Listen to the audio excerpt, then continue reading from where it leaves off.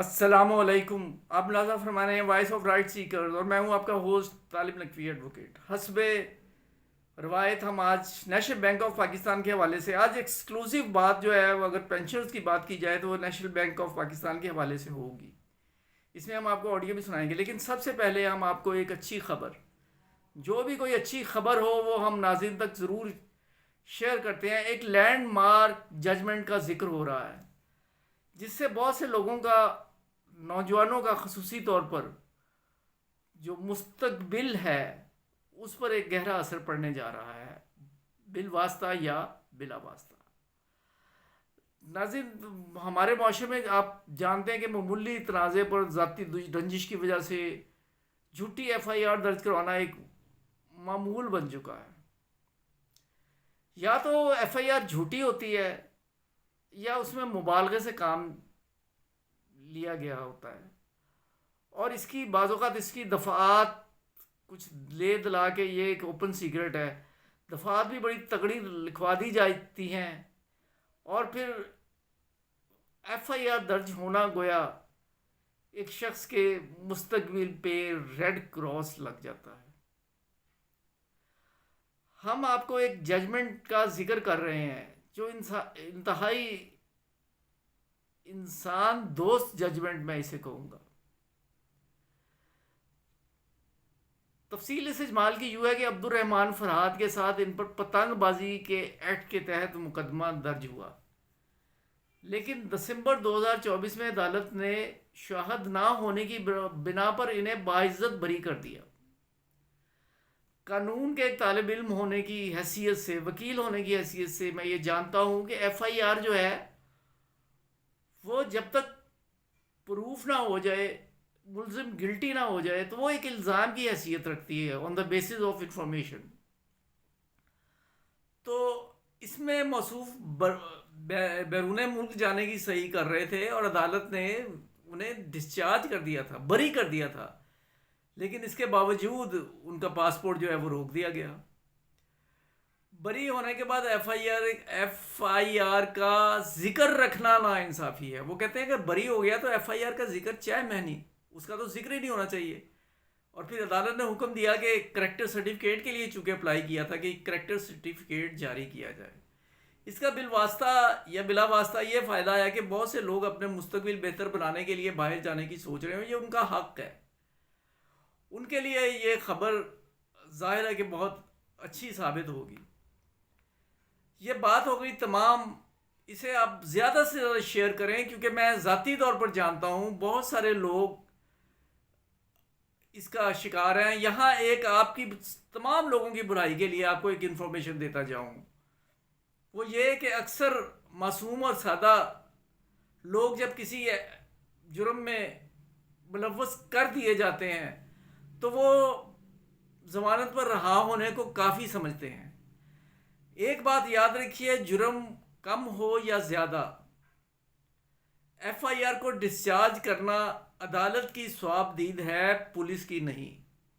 اس لیے اگر ہوتا یہ ہے کہ وہ ضمانت ہو جاتی ہے، چلان پیش نہیں ہوتا، اور پھر یہ پولیس جو ہے وہ ریزرو رکھتی ہے 2 سال بعد، 4 سال بعد، 5 سال بعد، جب انہیں یہ انکشاف ہوتا ہے کہ ہم کہیں جا رہے ہیں تو یہ ایف آئی آر جو ہے نا، یہ ہم نے تو بیل کرا دی تھی، وہاں اس تھانے میں جا کے کاپی بھی جمع کروا دی تھی. تو یہ ایسا نہیں ہوتا.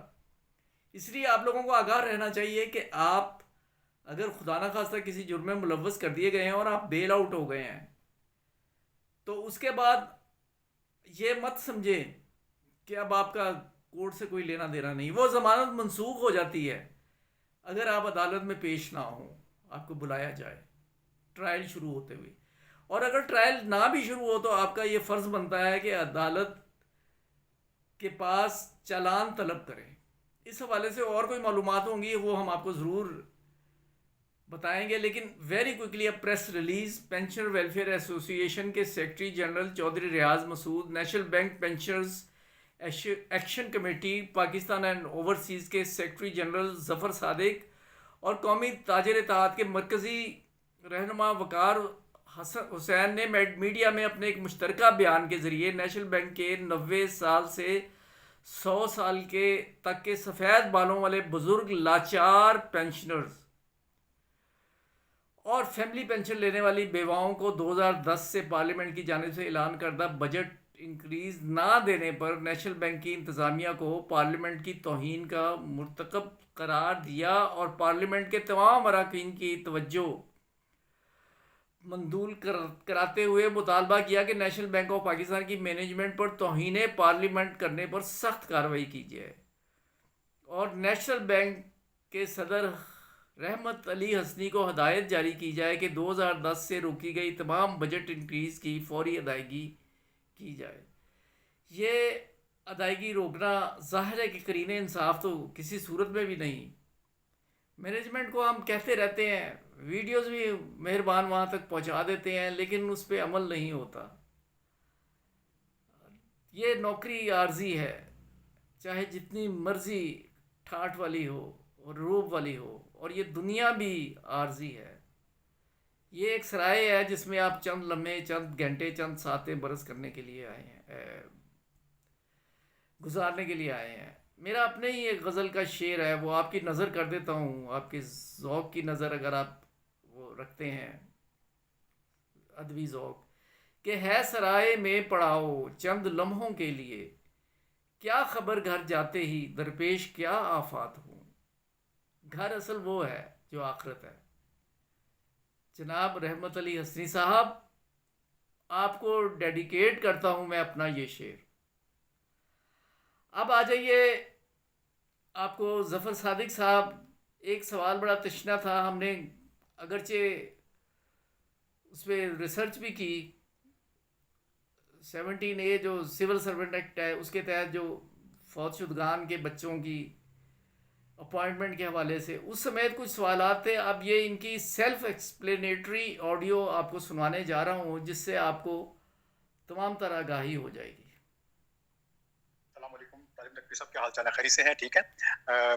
مجھے بہت خوشی ہوتی ہے جب آپ اپنے چینل وائس آف رائٹس کے نام سے جب ہمارا ذکر کرتے ہیں, نیشنل بینک کا ذکر کرتے ہیں, اور نیشنل بینک کے مسائل پر بات کرتے ہیں, ریگولر امپلائیز کے مسائل پر بات کرتے ہیں, پینشنز کے ایشو کے اوپر بڑی دل کھول کر بات کرتے ہیں, تو بڑی خوشی ہوتی ہے. ابھی آپ نے کویشچن مجھ سے کیا ہے کہ جو ریگولر ملازمین ڈیورنگ ڈیوٹی فوت ہو جاتے ہیں, ان کے بچوں کی بھرتی یا ریٹائرمنٹ کے بعد جو اپنا ساتھی ہیں ان کے بچوں کی بھرتی کے ایشو پر نیشنل بینک کی مینجمنٹ کی کیا پالیسی ہے.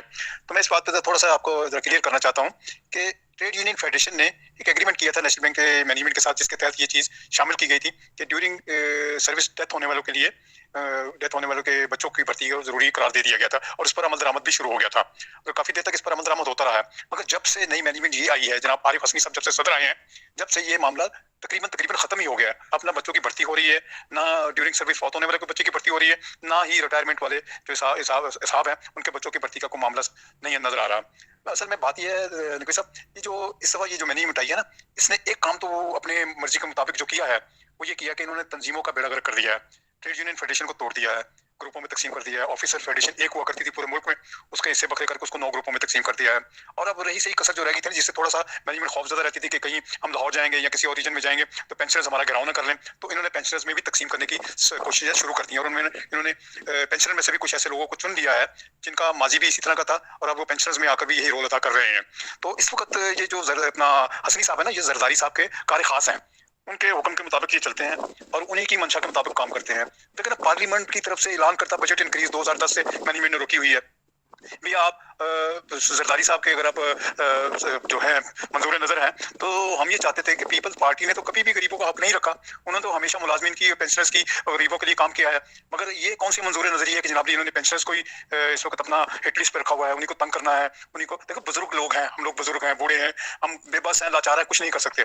مگر اس شخص کو جو اس وقت بینک کا صدر ہے, سوائے لوٹ مار کے اور اپنی مرضی کے بندے بھرتی کرنے کے, اب آپ کو میں کیا چیزیں, اتنی طویل فہرست ہے کہ اس وقت پینشنرز کے معاملے میں جتنے بھی کیسز کورٹ میں گئے ہیں, بینک کا اربوں روپیہ اس پہ انہوں نے لگا دیا ہے, فنڈز کو نقصان کریے, بینک کے فنڈز کا نقصان کر رہے ہیں, مگر پینشنرز کو پیمنٹ کرنے سے گریزا ہے.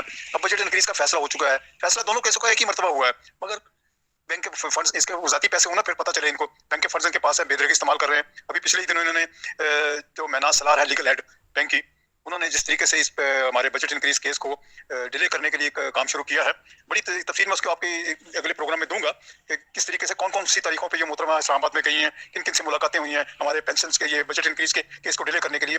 तो मुख्तसर मैं बात को यही खत्म करना चाह रहा हूँ कि जनाब से हसनी साहब आए हैं, रहमत अली हसनी साहब आए हैं, और इनकी टीम में कोई भी ऐसा बंदा नहीं है जिसको सही महीने में बैंकिंग आती हो। अब इनके ग्रुप चीफ है जो HR के, वो TCS से आए हैं। अब बताइए एक छोटा सा इदारा TCS कहाँ है, कंपायर नेशनल बैंक। इसी तरह इनके जो बोर्ड ऑफ डायरेक्टर के जो सेक्रेटरी हैं, बोर्ड के सेक्रेटरी, उनकी उम्र 70 साल है। ये अपनी मर्जी से बाहर से लोग भर्ती कर रहे हैं, अपनी मर्जी से लोगों को एक्सटेंशन दे रहे हैं। इनको बैंक से कोई लगाव नहीं, कोई दिलचस्पी नहीं है। ये मैं तो वाज़ेह तौर पे कहता हूँ कि ये किसी गैर मुल्की एजेंडे पर आए हैं, और ये नेशनल बैंक जो कौमी बैंक है उसको तबाह करने पर तुले हुए हैं। बहुत शुक्रिया, अल्लाह आपको सलामत रखे। नाज़रीन, हमारी इस बात की तो तस्दीक होगी कि ऐसा कोई लेटर मौजूद नहीं है। बहरहाल वीडियो बहुत तवील हो गई है लेकिन इन्फॉर्मेटिव है, इसे दूसरों तक शेयर कीजिए, और अगर आपने सब्सक्राइब नहीं किया है तो सब्सक्राइब करके बेल आइकन को क्लिक करें। तालिब नकी को इजाज़त दीजिए, अल्लाह हाफिज़।